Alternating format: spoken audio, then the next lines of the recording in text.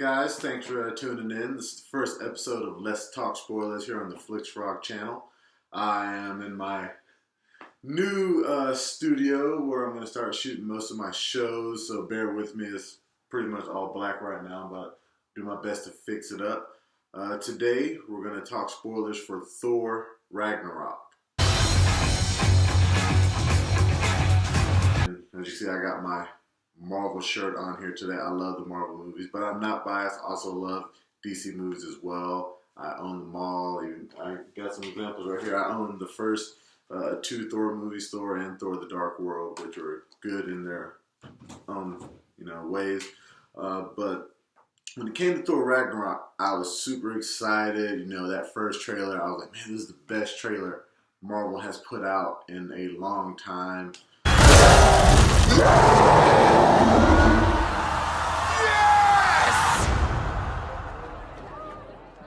We know each other. He's a friend from work. Oh, come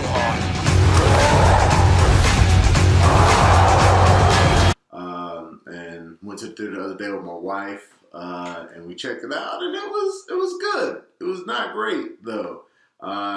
Kevin Feige, he was like, this Thor Ragnarok is going to be the Captain America, the Winter Soldier Phase 3. Everything is going to change. And I didn't get that when I left the theater. There were a lot of things that went down first. I mean, Asgard was blown up by Surtur. That place is gone. And at least 50% of the Asgardian population is dead. They're dead. There's no way they can survive the explosion of a planet disk. I really don't know what kind of planet Asgard is. It's not a sphere. But yeah, I did have a few issues though with the overall story. One, they glossed over all that history of Asgard that Hela was telling about her. She was basically saying, Thor, before you were born and your dad went and got Loki, Odin and Frigga had me, and, I was pretty much his greatest warrior. We went out and conquered these 9 realms, and then all of a sudden he got a little soft when he found out his wife's pregnant with you. He wanted to change. I was like, no, let's go conquer more realms. And, she came back, she showed all that stuff that he had pretty much covered up. And I was like, give me more of this. Give me more of, this history. Odin used to be a badass. I mean, these are the best parts of the Thor movies that they gloss over. They did it in Dark World. They showed Thor's grandfather, Bor, which is even before Hela, and how he had that war with the Dark Elves. It's like, I want more of that stuff. That's good. And speaking of Hela, I swear, I hope that she's not dead. This woman is like the strongest villain we've seen in any MCU movie. I'm pretty sure she could have taken down, well, we know she could take down Loki, but she probably could have taken down Ultron by herself. She can create endless swords and hammers and freaking axes. Whatever weapon she wants, she can create as big as she wants. She made that giant knife come up out of the ground. She has a giant wolf that pierced the Hulk's skin. It's and at the end, she's fighting Surtur, and we don't technically see her die, but it's alluded to that she's vaporized. But it's why? Why would you kill off this woman? Make her... I mean, she's the goddess of death. So just make her death in the MCU and have Thanos, have her teleported off and be with Thanos because he's like, I've missed you. You've been locked up for so many years. Another thing about Hela in the film that bothered me was, when she gets to Asgard and she's like, kneel before your queen, and she takes over and she's like, all right, I'm going to wage war on the rest of the realms. I need to activate the Bifrost. But Heimdall comes in and he takes the sword. And they're like, find that guy, find that sword so I can activate the Bifrost. It's but you don't need the sword. I mean, Odin's dead, and I'll get to that in a minute, that shit. But Odin's dead. Odin's spear also activates the Bifrost. We saw that happen in the first Thor movie when he banished Thor. So it's not just the sword that's necessary. And that spear was there throughout the whole movie, and they never used it. It made 0 sense. I'm just like, And there's also the fact that the whole magic thing, like a while back, Kevin Feige said, well, on Asgard, they don't really use magic. It's advanced technology that to humans looks like magic. I'm like, please, come on, that is magic. I'm not saying they don't have advanced technology. They do have those like electric swords and they have a Bifrost, but they also have magic. They have mastered magic. Thor gets to Earth and he's talking to Doctor Strange. He's like, oh, so Earth has wizards now. Like, he knows what a wizard is. He, in the Avengers, when Thor shows up and he's talking to Loki, Loki says something like, with the Bifrost gone, how much dark energy did the All-Father have to muster to conjure you here? He had to use magic to open a portal to another planet so Thor could get through. That's magic. And it's crazy. They also use, when he meets Doctor Strange and even Loki's talking to Doctor Strange, like, what kind of half-rate wizard are you? It's like, he knows what magic is. He uses those little clone things that aren't really there. He used that in the first Thor movie. He used it in the second Thor movie when he was hiding his feelings about his mom dying. Like, Odin himself said, it took me a while to break out of your spell. Your spell? He didn't say your program. He didn't say your, system thingy. He said spell. So, Asgardians use magic. Hulk. I love the Hulk in this movie. He was hilarious. It was great, but it made no sense whatsoever how he got to Sakaar. And I can use my brain to imagine how he may have gotten to Sakaar, but they did not really explain it well at all. Or, that's not the right. What they did, they retconned what happened in Avengers Age of Ultron. At the end, we see that the Hulk cuts off the comm. He's like, I'm not coming back. I'm tired of this. I'm just going to fly away. And at the end of the movie, when Black Widow's talking to Nick Fury, he says, well, we see the ship landed here in Fiji. And, if he wants to be found, we'll find him. But in this movie, they just make it seem like he flew into space in an Avengers Quinjet. He flew into space. And our solar system, after Earth, you have Mars, and then you have, Jupiter, Saturn, all that. I haven't been in 5th grade in a long time. I don't remember what order the planets go in. But so he flew an Avengers Quinjet all the way to Sakaar, which is, I'm assuming, thousands, if not millions of light years away. That's impossible. The Quinjets were not designed to go into space. At least they never told us they were designed to go into space. And even if they were designed to go into space, they cannot, there's no light speed travel. They don't have the alien technologies like in Guardians of the Galaxy where they can jump through the wormholes to get places faster. Tony Stark would not know about that technology. Now, a better explanation if Hulk just said, I was flying away on Earth and a portal opened up on Earth. And I flew through it. And that's what happened. That's how he got lost. And I just think that would have been a better explanation instead of retconning the events of the end of Age of Ultron that he flew into space. Another thing about Hulk, they make it seem like Bruce Banner can't control his powers. Bruce Banner can't control the Hulk. He can aim the Hulk, I guess is better like it, but it really takes a lot for him to freak out. You can't just stab him or shock him or do anything to make him turn to the Hulk. At the end of the first Hulk movie, you showed him doing his yoga, and he's pretty much showing that he mastered it. That's one instance where we see he's kind of mastered the Hulk. Second instance, Avengers. Oh, that was a good time for you to get angry. Well, that's the trick. I'm always angry. And he just morphs into the Hulk. That's it. He just morphs into the Hulk. And in this one, it seems like he couldn't get control back. And even in Thor Ragnarok, when he's yelling at Thor, he starts to Hulk out a little bit, but he doesn't transform. He doesn't let himself transform completely. He can't control the Hulk. So making it seem like he can't is just, I didn't care for that. It should have been more of a, if you watch the Planet Hulk animated movie, even read the comic, when he lands on Sakaar, they hit him with the talk bots, and those affect his brain. So it allows more of a melding between Hulk and Bruce Banner so he can talk normally and keep control of that form. Looks like my camera went out. I got it. I got it back.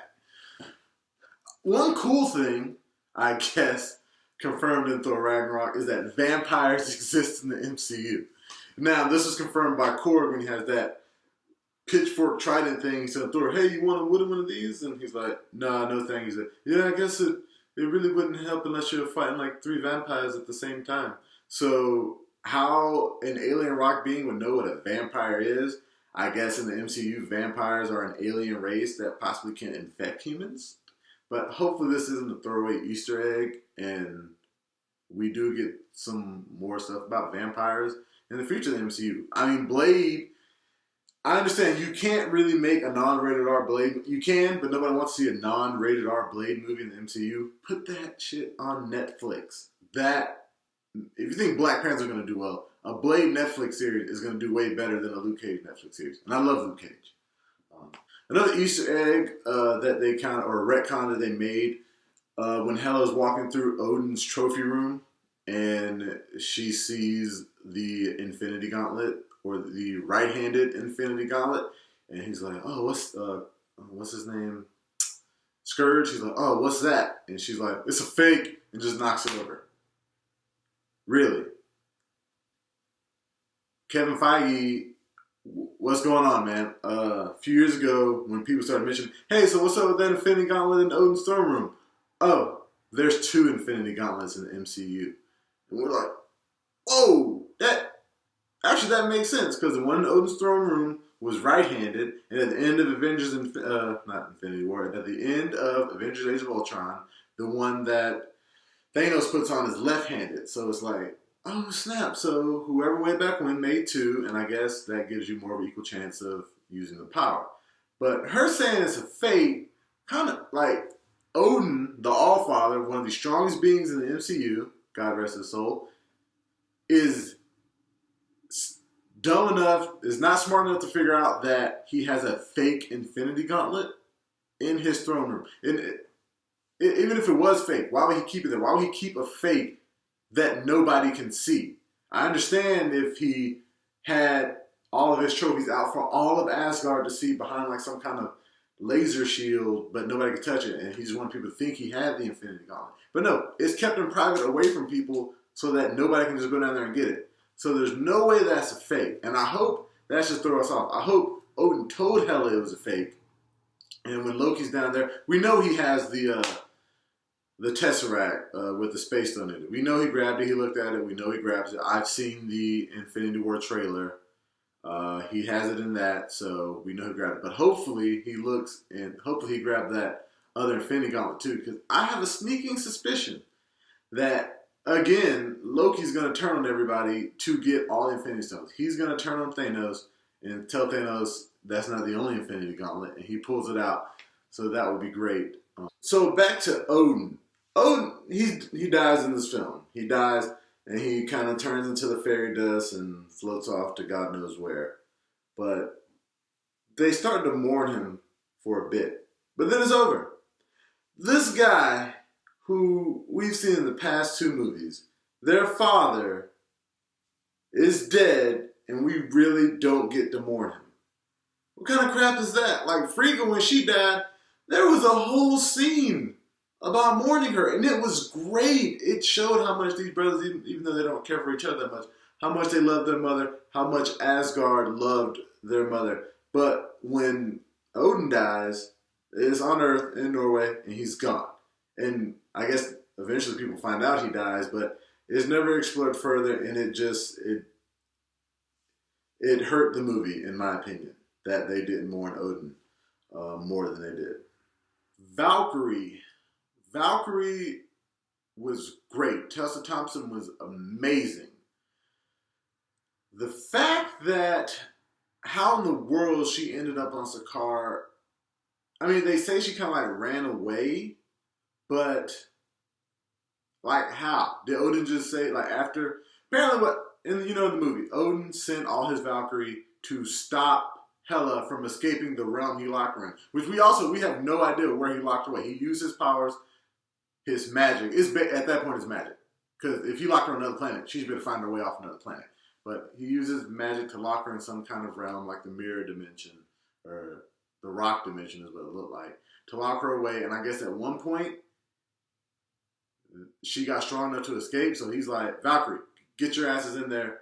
Don't let her escape. And she killed, it looked like all of them except for Tessa Thompson, but I assume more survived. But after that, it's like, there's no more Valkyrie. Even if she did kill them all and the ones who survived ran away, Odin's like, let's just retire the Valkyrie. We're not going to do that anymore. Clearly, why not? I mean, why not have an elite force of women Asgardians who ride flying horses? It made no sense why he cut it off. It made no sense how she got to Sakaar. And if she was on, she's clearly, if she fought Hela and Hela was an adult when Thor was a baby, she's at least 1,000 years older than Thor. Valkyrie, who's Scrapper like 129 or whatever in the movie. So, and also when they're about to escape the planet and they're coming up with ideas, and she's like, well, if we take this portal, we'll end up right next to Xandar, which is mentioned in Guardians of the Galaxy. And from Xandar, it's 18 months to get to Asgard. 18 months. For a woman who's ran off from Asgard for so many years, decades, whatever, she thinks it's going to take 18 months to get back to Asgard from Xandar, where you can just go to Xandar, commandeer another ship that has space jump technology, and use all these portals to get to Asgard. Unless what they mean is that there are none of those portals near Asgard, which wouldn't make sense, because, well, I'll take that back. It may make sense because Odin is strong as hell, and he probably told them, no, you can't have space portals near my planet. I want to be able to see when people are coming.